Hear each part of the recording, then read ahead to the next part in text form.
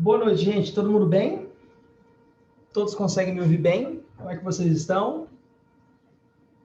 Boa noite, prof. Da Prof. Sim.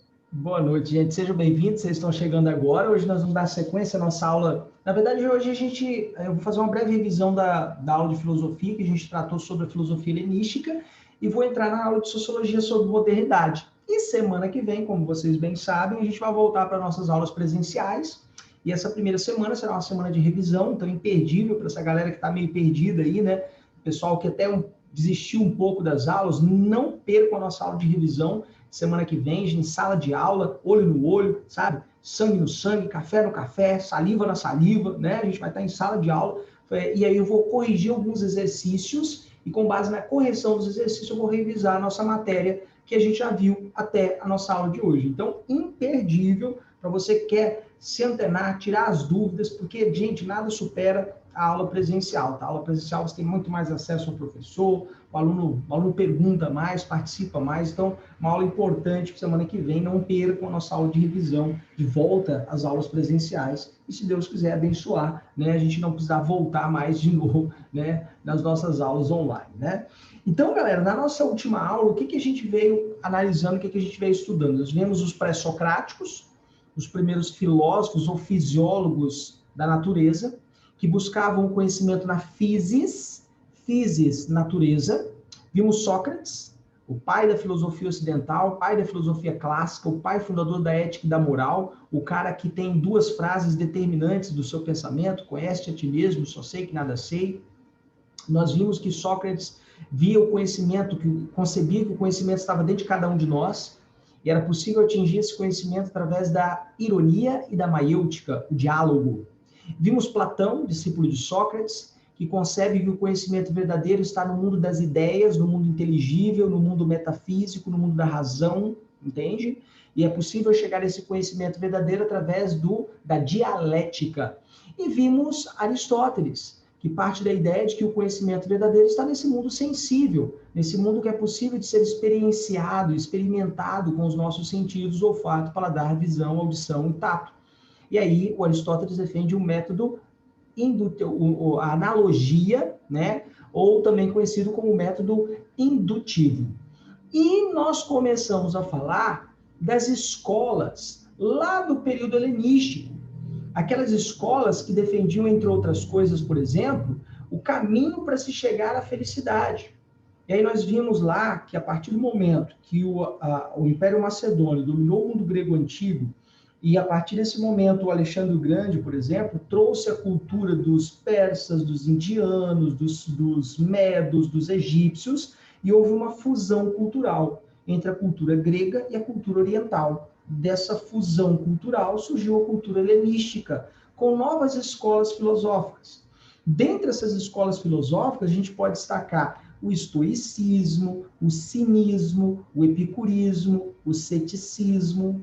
E a gente falou um pouquinho sobre cada uma delas, né, na nossa última aula. Nós vimos, por exemplo, que o estoicismo parte da ideia de que o universo é regido por leis naturais e pela vontade dos deuses.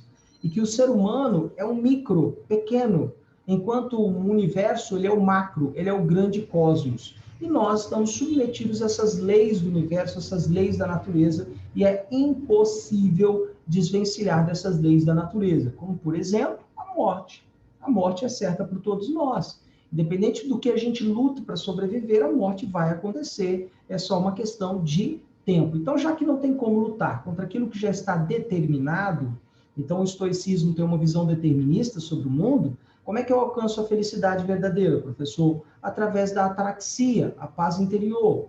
A paz interior que só pode ser alcançada a partir da apatia, da indiferença, da aceitação, da abnegação frente ao mundo em que vivemos, ok? Vimos também o epicurismo, de Epicuro de Samos, que parte da ideia de que a felicidade está na satisfação dos prazeres, mas não é um prazer desmedido, é um prazer virtuoso, racional, equilibrado, um equilíbrio entre o excesso e a falta. E aí nós vimos que o Epicuro hierarquizou os prazeres, né? O prazer natural e necessário, o prazer natural e não necessário, o prazer não natural e não necessário. Por exemplo, comer e beber é um prazer natural, necessário. Você não come, não bebe, você morre. Prazer natural e não necessário. Comer uma boa carne, beber um bom vinho, entende? E um prazer não natural e não necessário é aquela ideia da busca por fama, por riqueza, por prestígio e etc. E o epicurismo deixou para nós o chamado quadrifármaco, as 4 regras, as 4 maneiras de se alcançar a felicidade. Não temer os deuses, não temer a morte, um prazer racional e equilibrado e ter em mente que tudo na vida, tudo é passageiro. A exemplo disso, né, a famosa filosofia de Uber, tudo é passageiro, né? Vimos também, né, o ceticismo de Pirro de Élida, que busca a felicidade, né, que postula, na verdade, que a busca pela felicidade é o que traz infelicidade, já que não existe uma fórmula única de ser feliz. Ele, Pirro de Élida, que viajou o mundo lutando pelo exército de Alexandre o Grande, conheceu vários povos, várias culturas. Então, a ideia de felicidade para um povo não é a mesma ideia de felicidade para outros. Então, já que não existe uma maneira única de ser feliz, para que eu vou lutar para ser feliz? Eu vivo a vida com uma suspensão de juízo, chamamos de epoché, né? Famoso deixa a vida me levar, a indiferença frente ao mundo, né? E também vimos os cínicos, que diziam que as pessoas deveriam agir sem se preocupar com as leis, com as convenções, ter uma vida sem meta, um desapego da riqueza, da fama, do poder, do prestígio, das coisas materiais, e que a felicidade verdadeira estaria justamente nisso, no desapego dos bens materiais, numa vida guiada pela natureza, no retorno da vida natural. E aí nós temos a Antítenes e Diógenes como 2 importantes referências, né? Até contei para vocês a historinha de Diógenes, né? Diógenes vivia dentro de um barril. Inclusive, o personagem Chaves, ele é inspirado em Diógenes. Chaves vive num barril, Diógenes vivia num barril também. E aí, um belo dia, conta-se a lenda que Diógenes estava acordando quando chegou Alexandre o Grande. Alexandre o Grande queria conhecer o sábio Diógenes. E Alexandre o Grande, à medida que ele parou na frente de Diógenes, ele fez sombra em Diógenes. E aí Alexandre perguntou a Diógenes: diga, peça e darei o que você quiser. E aí o Diógenes respondeu a Alexandre, né? Não me tires o que você não pode dar, ou seja, não me tire o sol, você não pode me dar o sol, né? Bastava para ele, para um dia feliz, ter os raios do sol sobre a pele. Então, essa vida natural, essa vida sem desapego das coisas materiais, seria a vida feliz, segundo os cínicos. Tudo isso a gente viu nas nossas últimas aulas. E agora, a gente vai lá para a sociologia, porque lá na sociologia nós vamos trabalhar de um dos temas mais relevantes do pensamento sociológico, que é a construção da modernidade. Nós vamos estudar a modernidade tanto na filosofia quanto na sociologia. E aí, a partir da outra semana, porque semana que vem a gente vai fazer 2 aulas de revisão, na outra semana a gente vai voltar nesse conceito de modernidade, e eu já não uso mais slide, eu vou direto no quadro, né? O slide tem a sua função? Tem. É legalzinho ver imagenzinha, figurinha? É legalzinho. Mas nada supere o velho feijão com arroz, sabe? Mamão com açúcar, nada supera o quadro e uma boa explicação em sala de aula, tudo bem? Alguém tem alguma pergunta, alguma dúvida até aqui, galera? Vamos lá, perguntas, dúvidas? Tudo certo. Tudo certo. Tudo certo. Então vamos lá, deixa eu compartilhar aqui o nosso slide então, sobre modernidade, deixa eu abrir aqui.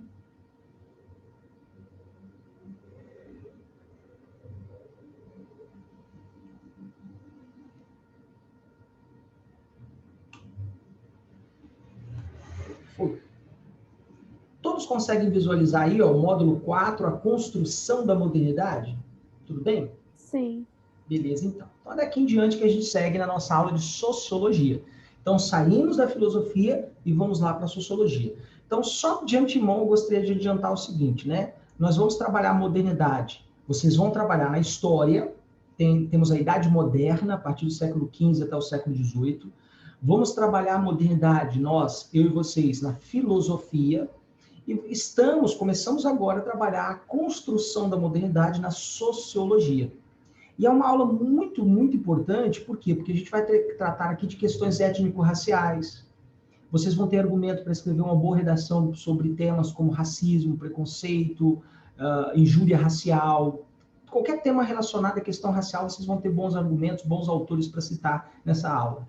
Vamos falar um pouquinho sobre questão de gênero, vamos falar sobre a modernidade líquida de Zygmunt Bauman. Então, é uma aula que é muito importante para você que quer elaborar aquela redação com a cerejinha no bolo, essa aula aqui para vocês, ok?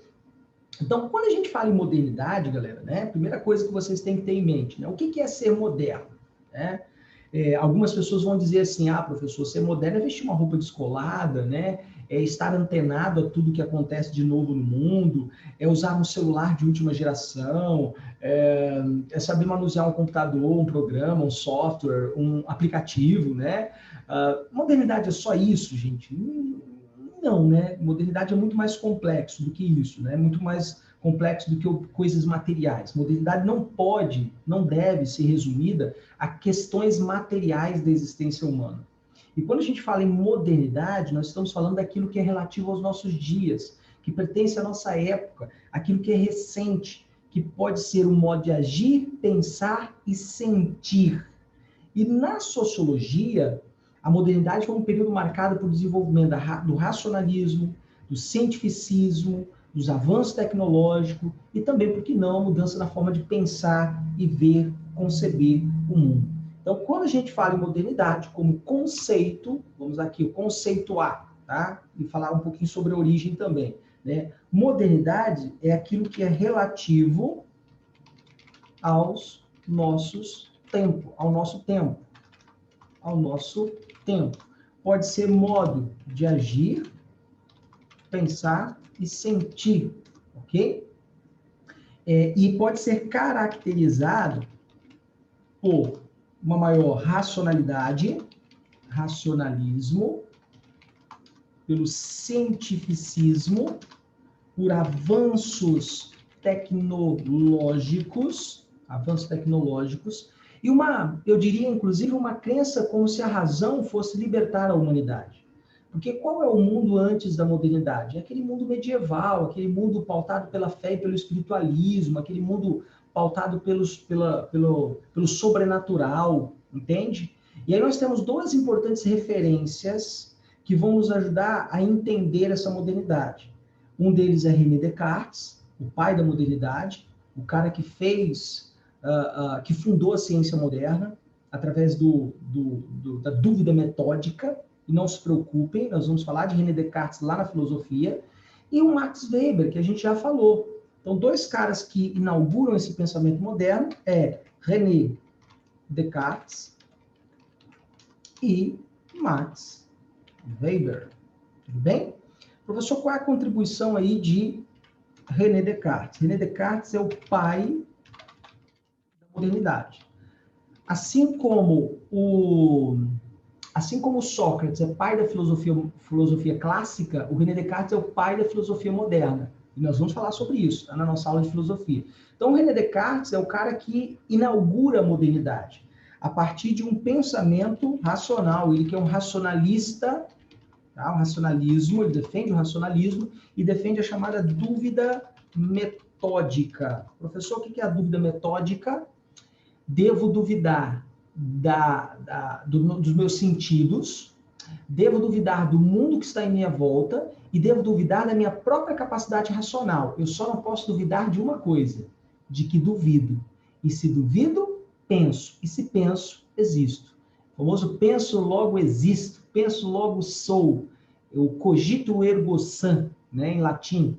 Então, essa é a famosa dúvida metódica. Não se preocupem, nós vamos voltar a falar de René Descartes lá na nossa aula de filosofia. Nós vamos falar de modernidade na filosofia e aí a gente vai destrinchar René Descartes no campo da filosofia. E o Max Weber, tudo bem? Qual é a contribuição de Max Weber, professor? O Max Weber vai nos dizer o seguinte, olha, existem dois acontecimentos que inauguraram a modernidade. A Revolução Francesa e a Revolução Industrial. Inclusive, nós falamos sobre Max Weber e falamos sobre esse conceito de modernidade em Max Weber. Professor, como é que a Revolução Francesa transformou a humanidade, né? A gente pode dizer que a Revolução Francesa, né, ela traz à tona, ela permitiu a ascensão política da classe burguesa. quando ela derrubou o antigo regime, o absolutismo monárquico, quando em 1793 Luís XVI é guilhotinado, e depois a Maria Antonieta também é guilhotinada, nós temos ali um simbolismo muito forte, muito grande, porque o antigo regime estava perdendo a cabeça, literalmente falando, né? E a Revolução Industrial permitiu o desenvolvimento do capitalismo. O capitalismo antes comercial e mercantil deu espaço ao capitalismo industrial. E o mundo nunca mais será o mesmo depois dessas duas importantes revoluções, a Revolução Francesa e a Revolução Industrial.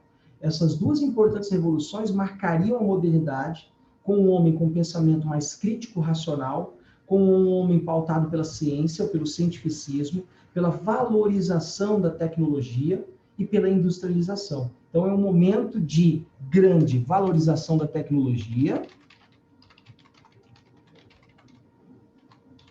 é um momento de grande industrialização e um momento de adotar uma postura racional frente ao mundo.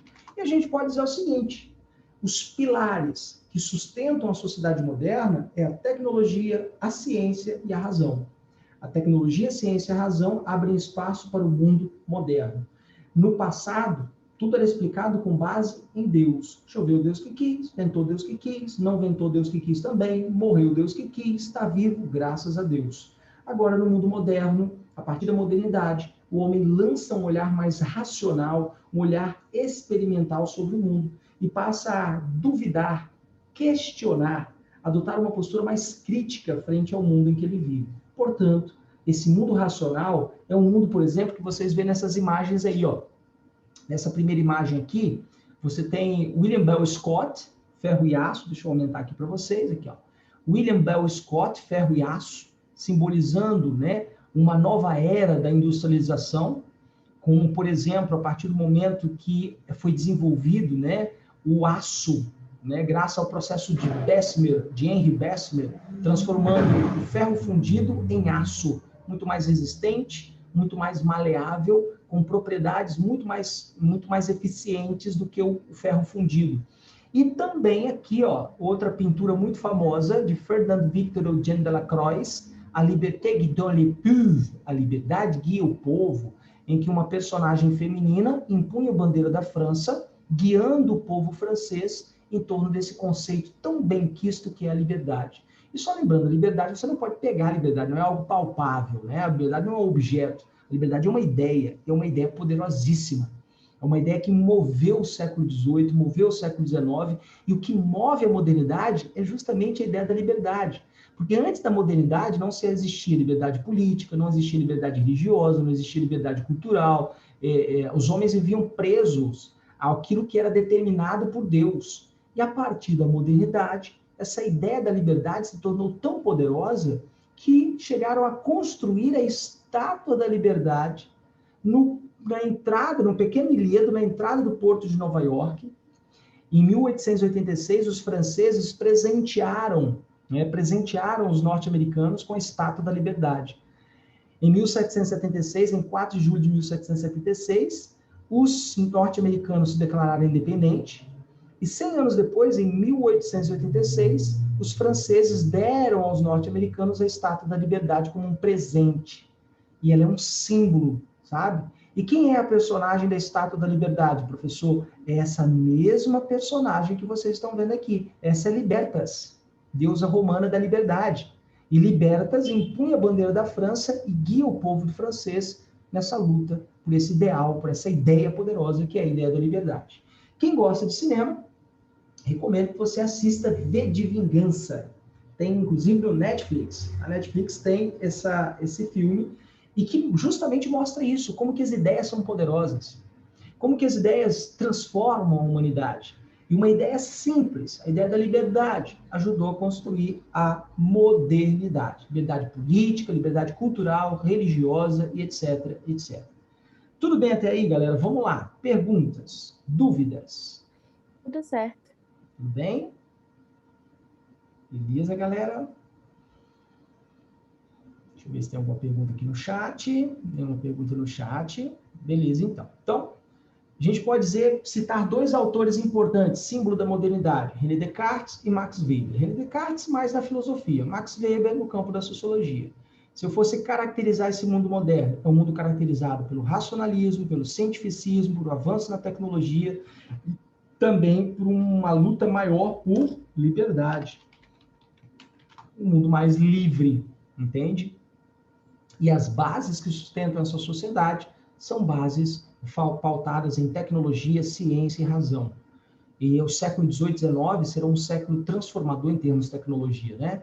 Desde a locomotiva a vapor de Richard Trevithick, ao motor a vapor de James Watt, ao telégrafo de Samuel Morse, ao telefone de Graham Bell, ao avião de Alberto Santos Dumont, né, a outros avanços tecnológicos, o motor à explosão interna de Nicholas Otto.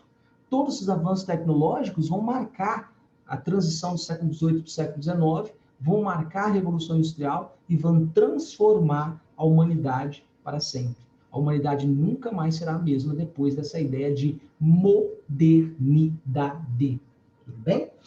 E claro, com a modernidade, né, o que vai acontecer? Surgem novas questões, novos problemas, novos dilemas, novos debates. E dentre esses novos dilemas que surgem com a modernidade, nós temos a questão étnico-racial e a questão de gênero, né? Que não que essas questões não existiam anteriormente, elas existiam anteriormente, só que a partir da modernidade essas questões passam a ser mais latentes, mais dialogadas. Novos pensadores, autores, intelectuais começam a discutir sobre a questão racial e sobre a questão de gênero. E a gente vai falar um pouquinho sobre essas questões tão polêmicas e que sim, pode vir sendo cobrado no seu vestibular, no seu Enem. Vamos começar pela questão étnico-racial. Primeira coisa que você tem que saber é o seguinte: não existe diferença de raças entre nós, seres humanos. Todos nós, seres humaninhos, pertencemos à mesma raça, a raça humana. O que há é uma mera questão de melanina, pigmentação da pele. Só isso. Porque todos nós pertencemos à mesma raça, a raça humana, espécie sapiens sapiens. Ok? Beleza, professor. Mas quando é que começa essa questão racial se tornar latente? Foco de discussão, debate. A partir do século XIX, e principalmente naquilo que a gente já estudou, evolucionismo social, darwinismo social e racismo científico. Nós já estudamos, tá, essas vertentes de pensamento sociológico. Nós debatemos sobre a origem da sociologia em torno dessas três correntes de pensamento sociológico. Vamos começar pelo evolucionismo social. Aquele evolucionismo social de Larry Morgan, Edward Tyler, Herbert Spencer, os chamados antropólogos de gabinete, que eles nunca saíram de seus gabinetes para escrever sobre os povos que eles escreveram, né? Pautado por uma sociedade que defendiam a ideia de que as sociedades evoluem do primitivo ao civilizado. Então, vamos colocar isso aqui como referência, né? A ideia que eles defendiam é que as sociedades evoluem do primitivo ao civilizado. Ao defender essa tese maluca, eles acabaram promovendo a hierarquização de culturas e acabaram alimentando o etnocentrismo, especificamente no modelo eurocêntrico, o europocentrismo. O que é o europocentrismo? É um tipo de etnocentrismo.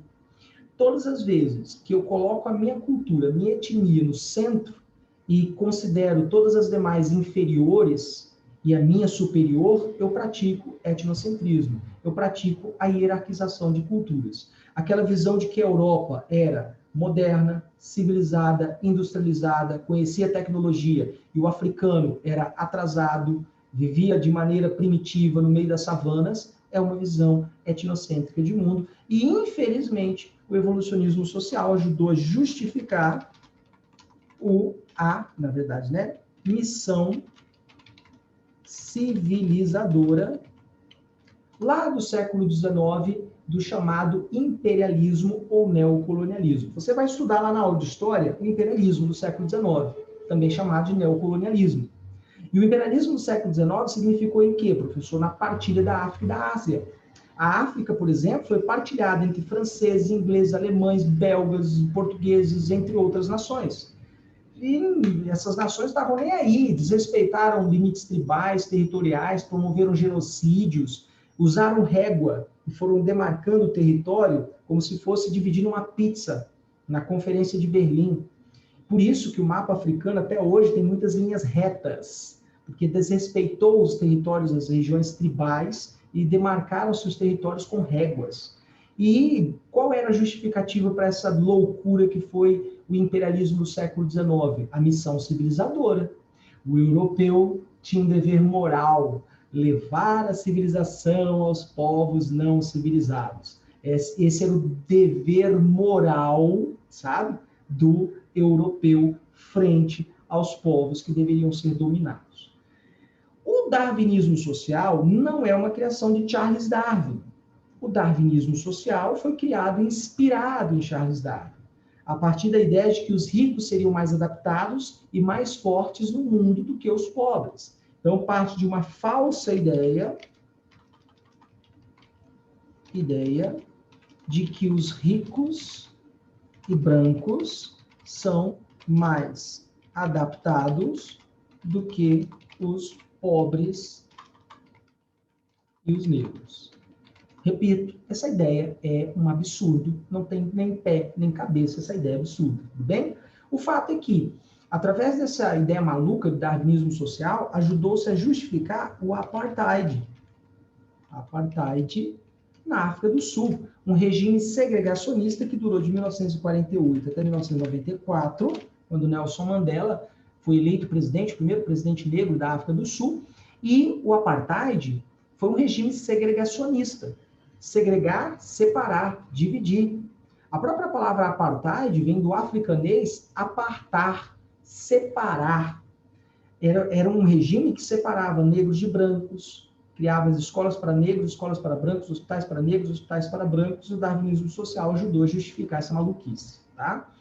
E, finalmente, o racismo científico, de Robert Knox, o livro Raça é Tudo, que, a partir do uso da frenologia, mensurando, né, medindo tamanho, volume e peso de um cérebro de um europeu e um cérebro de um africano, supostamente se chegaria à conclusão de que o europeu era superior, era civilizado. A craniometria, que media tamanho e volume de um crânio de um europeu, tamanho e volume de um crânio de um pigmeu africano, e pelo crânio de um europeu ser maior, supostamente, teoricamente, isso explicava a inteligência superior do branco europeu. E, claro, isso é uma falsa ciência. Não há nada que comprove que o tamanho de um cérebro, no tamanho de um crânio, interfira na capacidade intelectual pensante do indivíduo. Desde que, claro, ele não tenha nenhuma deformação ou uma doença pré-existente, né? E aí o racismo científico ajudou a justificar a eugenia. Genia, gênesis, origem. Então, eu faço referência a uma boa origem. Essa maluquice da eugenia ajudou a justificar o arianismo na Alemanha nazista, de Adolf Hitler, ajudou a justificar no Brasil a política de branqueamento da população, que parte da ideia de que a miscigenação era algo ruim, o encontro entre as raças era algo ruim, o negro era sinônimo de atraso, que o negro era sinônimo de atraso e que a miscigenação era algo ruim. E é isso, né? A gente não precisa ir muito longe não, galera, né? É só olhar para nós mesmos. O Brasil é fruto de uma nação profundamente miscigenada. Minha mãe, né, ela era negra. Minha avó, por parte de mãe, negra. Meu avô, por parte de mãe, português. Meu pai, origem italiana. Então, nós vivemos uma sociedade profundamente miscigenada. É só olhar para a cor da nossa pele, para o nosso cabelo, né? É só olhar para isso, para a gente perceber como a nossa sociedade ela é fruto de um encontro de 3 importantes matrizes. A indígena nativa, a negra africana e a branca europeia. Essas 3 matrizes ajudaram a construir a identidade do brasileiro, do povo brasileiro. Só que o racismo científico no Brasil condenava a miscigenação. Via a miscigenação como algo negativo. Via no encontro das raças como algo que era prejudicial ao desenvolvimento do Brasil, já que o negro era sinônimo de atraso e o índio era sinônimo de indolência. É aí que entra em cena um dos autores mais importantes da história do Brasil, um cara chamado Gilberto Freire, justamente para defender a miscigenação como aquilo que o Brasil tinha de mais próprio e rico. Então, galera, Gilberto Freire, esse senhorzinho que vocês estão vendo aqui, é uma excepcional referência para você que quer escrever uma boa redação em questão étnico-racial. Vamos lá, pessoal. Perguntas até aqui. Alguma dúvida antes da gente falar sobre Gilberto Freire? Tudo certo. Tudo certo, galera? Tranquilo. Beleza. Deixa eu ver se tem alguma pergunta aqui no chat. Não, sem perguntas no chat. Então vamos lá, galera. Então vamos falar um pouquinho sobre o Gilberto Freire. O Gilberto Freire é um sociólogo pernambucano. Tá? Ele nasceu em Pernambuco, e talvez um dos sociólogos mais referenciados. Escreveu 2 importantes livros. Casa Grande Senzala, publicado originalmente em 1933, durante a Era Vargas, e ainda durante a Era Vargas, Sobrados e Mocambos. Qual a importância de Gilberto Freire para a sociologia no Brasil, professor? Ele foi fortemente influenciado por Franz Boas e por aquela ideia do culturalismo. Tá? O Franz Boas é um antropólogo alemão e que parte da ideia de que cada sociedade, cada povo tem a sua cultura, tem a sua história e deve ser respeitado como tal. Não existe essa ideia de cultura superior e inferior. Não se preocupem, nós vamos ter 3 módulos só tratando sobre cultura. E aí a gente vai falar sobre Franz Boas em um desses módulos. Não se preocupe, eu vou voltar a falar sobre esse autor. Mas o que eu quero dizer é que Franz Boas inspirou Gilberto Freire nessa obra, nas 2 obras clássicas, Casa Grande Senzala e Sobrados e Mocambos, tá? E o que o Gilberto Freire nos apresenta, né? Ele, por exemplo, na obra Casa Grande Senzala, ele traça a formação sociocultural do Brasil. É uma obra que fez um grande sucesso no Brasil e também no exterior. Vendeu igual água esse livro, galera. E também gerou muita polêmica. Alguns críticos acusaram Gilberto Freire de não retratar a sociedade brasileira com fidelidade em relação, por exemplo, na relação entre negros e brancos, entre dominadores e dominados. E por causa disso, Gilberto Freire não teria registrado de forma fiel a escravidão, tá? Que existiu durante o Brasil colonial. Claro que todo autor, gente, todo escritor, todo autor é passivo a críticas. Ninguém vai conseguir agradar todo mundo, é impossível agradar todo mundo. Agora, qual é o legado? O que essa obra, Casa Grande Senzala, Sobrados e Mocambos, nos ensina? Essa obra, ela oferece uma leitura multirracial do Brasil, uma visão positiva sobre a miscigenação. Então, uma leitura multirracial do Brasil, uma visão positiva sobre a miscigenação. Então, enquanto o racismo científico postulava que a miscigenação era algo ruim, enquanto os políticos defensores da política de branqueamento criticavam a miscigenação, o Gilberto Freire vem e escreve 2 livros exaltando a miscigenação, falando que a miscigenação é aquilo que o Brasil tem de mais rico e próprio.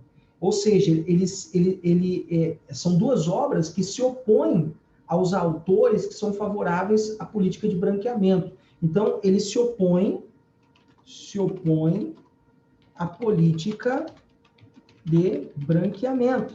Ele defende, inclusive, a ideia de que a miscigenação é aquilo que o Brasil tem de mais próprio. O Gilberto Freire introduz os preceitos de estudo culturalista do Franz Boas, mas, ao mesmo tempo, ele faz uma dura crítica aos autores que defendem a política do branqueamento e defende a miscigenação. Segundo ele, o grande valor do Brasil está justamente na mistura de raças. Isso é muito interessante. Então, o grande valor do Brasil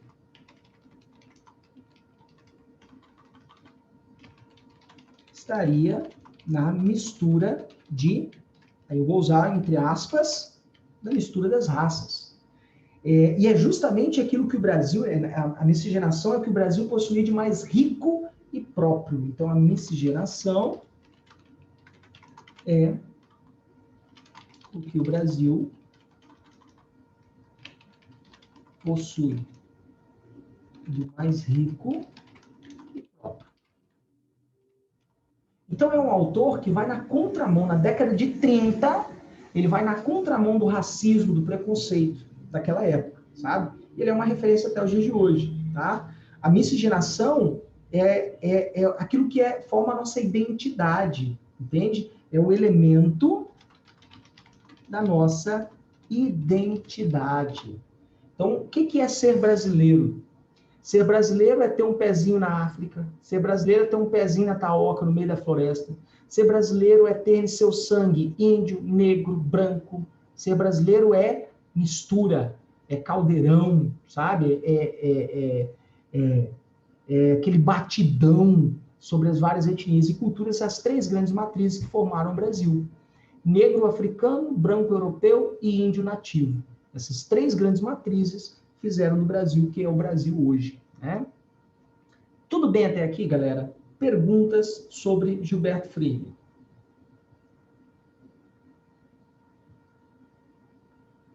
Acho que tá tudo certo. Beleza? Agora, o Gilberto Freire, ele cometeu um pequeno deslize. Como eu disse para vocês, nenhum autor ele tá blindado a críticas, nenhum autor ele é perfeito, tá? E aí, o que o Gilberto Freire cometeu em termos de erro, professor? Segundo ele, haveria uma espécie de convivência pacífica e harmoniosa entre as raças. Então, não existia racismo no Brasil. E aí ele defende a tese da democracia racial. Ele desenvolveu a tese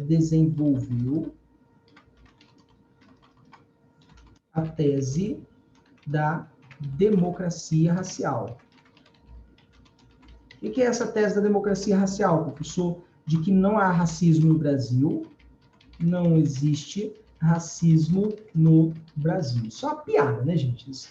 A gente sabe, é nu e cru, é escancarado a realidade brasileira em termos de racismo, e é só olhar para nossas relações de microfísica do poder. Eu sou uma pessoa racista. Incondicionalmente, é uma construção cultural. Quando é que a gente pratica esse nosso racismo de cada dia, professor? Quando, às vezes, sem perceber, você está andando uma calçada, vem uma pessoa negra do outro lado, em sua direção, e você muda de lado. Ou a primeira preocupação que você tem é com a sua carteira. Cadê minha carteira? Cadê meu dinheiro? Cadê meu celular? E não a preocupação em dar um bom dia a ele. Se você não tem essa mesma reação se fosse uma pessoa branca. O que eu quero dizer com isso? Isso é uma construção cultural. E não adianta a gente tentar esconder isso, porque a gente, na verdade, tem que escancarar esse nosso racismo e lutar para que isso não aconteça. Perdurou ao longo da história do Brasil que o negro é sinônimo de sujeira. Perdurou na história do Brasil que o negro é sinônimo de preguiça. Perdurou e se construiu uma cultura no Brasil de que o negro ele só pensa em carnaval, em samba e futebol. Só serve para isso o negro. E, infelizmente, no Brasil, nós temos aí um pouco mais de 200 anos de república, né? Cento e poucos anos de república, né? E nós nunca tivemos um presidente negro. Em um país em qual mais de 50% da população se autodetermina como negra. Entende? Nós só tivemos um membro do Supremo Tribunal Federal negro na história do Brasil. Então, existe algo de muito errado na história. Eu não lembro a última vez que eu fui atendido por um médico negro. Entende isso? Então, existe uma questão latente na história do Brasil, que é justamente essa questão racial, que envolve questões políticas, econômicas, sociais, culturais, ao longo da nossa história. E o que é essa questão, professor, da democracia racial? Né? Não existia racismo, e, segundo ele, havia uma convivência pacífica. Segundo Gilberto Freire, existe uma convivência pacífica e harmoniosa entre negros e brancos, ok? Portanto, o Brasil vive algo que os Estados Unidos não vivia, uma democracia racial. E muitos intelectuais criticaram essa tese, chamavam essa tese de mito da democracia racial, porque a gente sabe que sim, existe preconceito racial no Brasil, ele está capilarizado nas nossas relações sociais, relações de poder. Há vários exemplos de racismo todos os dias, escancarados na nossa realidade, em um país a qual 54% da população que se reconhece como negra. Esses exemplos ficam famosos, principalmente quando ocorre com pessoas famosas, por exemplo, no meio televisivo. A apresentadora Maju, né? A apresentadora Maju foi alvo de racismo. Mais recentemente, a atriz Cacau Protásio foi também alvo de injúria racial após gravações de uma cena de um filme, se eu não me engano, de um quartel de corpo de bombeiro, né? Aquela mulher maluca lá em São Paulo, que em novembro do ano passado foi presa por injúria racial, por lesão corporal, homofobia contra funcionários de um cliente de uma padaria, né? Uma mulher que se identificava como advogada, olha isso. Então, o racismo no Brasil não tem formação acadêmica. Racismo no Brasil, ela não tem cor, não tem raça, não tem, né? E o racismo é tão realidade no nosso país que existe uma lei sobre o racismo, uma lei sobre injúria racial. Porque se não existisse racismo no Brasil, não haveria necessidade de uma lei contra o racismo, sabe? Então, galera, o racismo existe, é nu, escancarado, mas recentemente, esses dias mesmo, né? Um casal cercou um jovem com uma bicicleta e disse que ele roubou a bicicleta. A bicicleta aparecia e tudo mais, e foi alegando, só desistiram de acusar o pobre coitado do menino de ser o ladrão da bicicleta, depois que eles testaram a chave no cadeado e perceberam que o cadeado realmente não era deles, que a bicicleta realmente não era deles. Enfim, o que eu quero dizer para vocês é que sim, tem racismo, existe racismo no Brasil, e é um mito, um equívoco de Gilberto Freire achar que no Brasil não existe racismo. Tudo bem? Justamente por quê, professor, que ele achava isso? Porque a miscigenação ocorreu de uma maneira tão bem eficiente que existia uma democracia racial no Brasil. Isso é um mito, né? Vamos lá, pessoal. Perguntas, dúvidas?